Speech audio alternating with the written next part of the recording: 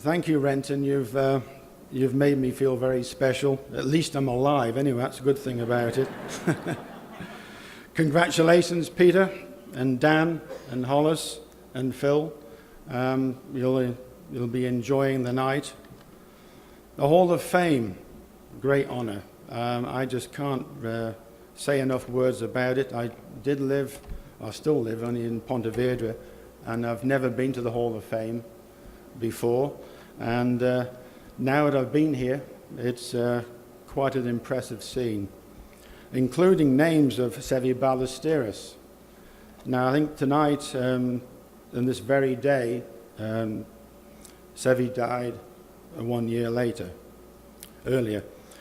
And I first met him at the age of 16. And it was in a pro-am. And I was the amateur, and he was the pro, only like a 1 year difference. And Sevi shot 74, I did 71. And he said, "You good player." I said, "Thank you, Sevi." He said, "I'll see you in about a couple of years' time." And I think a little story what sort of reflects to Sevi. Some years ago, Tony Johnson was playing with Sevi. It says what sort of character he is. And both have driven over the hill, and they both went to the ball. And Tony Johnson said, "Sevi, I've got a sprinkler here very close to my ball. Can I get a drop?" So Sevi comes over, and his usual kind of, didn't speak that much good English. He's, "Can I get a drop?" And he had folded his arms, and he said, "No." He said, "If I move my foot back a little bit further, can I get a drop now?" He said, "No, Tony." Well, Tony, being like a little Jack Russell, looked up at Sevi and said, "That's okay. This is your ball here anyway."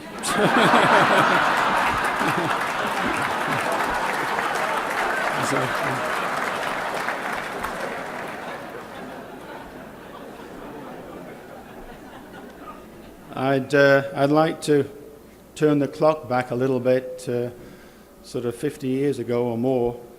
Hawkston Park was really my sort of birthplace of golf, and my parents moved down from Scotland from a very cosy place with their own golf course and big family. My dad was a family of 9, and he had a friend of his said it was a great opportunity to play golf or be a professional at Hawkston Park. So he went down for an interview, and he got the job as a club professional. And in those days, you actually almost wore 2 hats. He was also a greenkeeper as well. And it wasn't the most sought-after place. There was, a nice hotel there. The clubhouse where I was living eventually wasn't the nicest of places in the world. I know my mum was writing a letter back home to Scotland, and in the space of the 2 hours of writing that letter, she'd already caught 13 mice on the trap. There was also coal was stored in the bath, so you get an idea. It wasn't the best of places, but my dad saw the future, and I was born sort of 3 years later at Hawkston Park. And then at the age of 16, I left school, and probably the best time of my life actually leaving school. We managed to make some wine in the science lab, and I drank those 2 bottles of wine all the way back home for 4 miles in the school bus.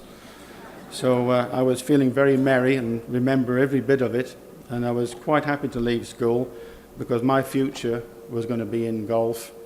And at the age of 16, my father said to me, "What do you want to do? Do you want to carry on play golf, or do you want to do something else?" And I said, "I'm going to play golf." And he said, "Well, if you're going to play golf, you're going to better stay away from the 3 Bs. So I looked at him and said, "What is the 3 Bs?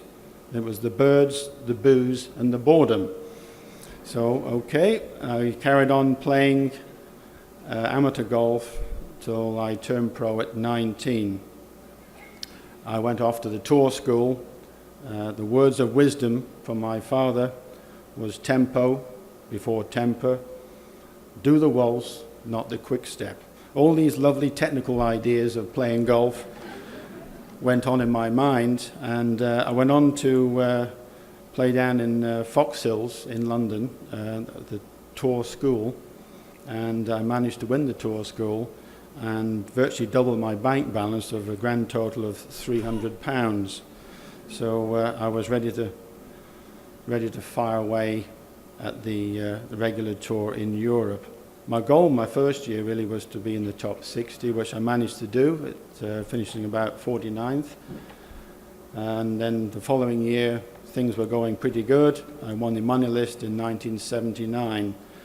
And then not long after, the Open Championship, the TPC, and the Masters. Now, in the press conference later that evening at the TPC, I got asked from a certain press guy. He said, now that you've won the Open Championship and you've won also now the TPC, what do you feel the difference is? So I very quickly replied, it was 125 years. And another little occasion when I was in Los Angeles, and when Tiger Woods played and the Riviera Club, and I got asked by a very impatient sort of film crew, and I've just finished second in the tournament, and then I was asked with this microphone in my mouth, with the cameras rolling, what do you think of Tiger Woods? So I very quickly replied, thinking, I don't think I've played that golf course before.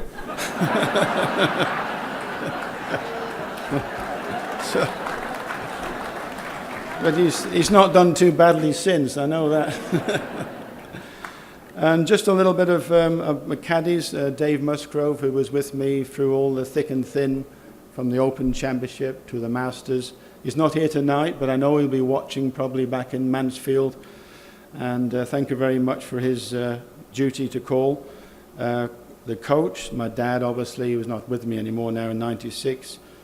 Jimmy Ballard, Ken Martin, and Todd Jones, and Noel, who is, you probably don't know over here, he's come all the way from Australia tonight, and he was working some of my head programs, so did I need him a few times, I can tell you. So thank you, Noel, for all your great work.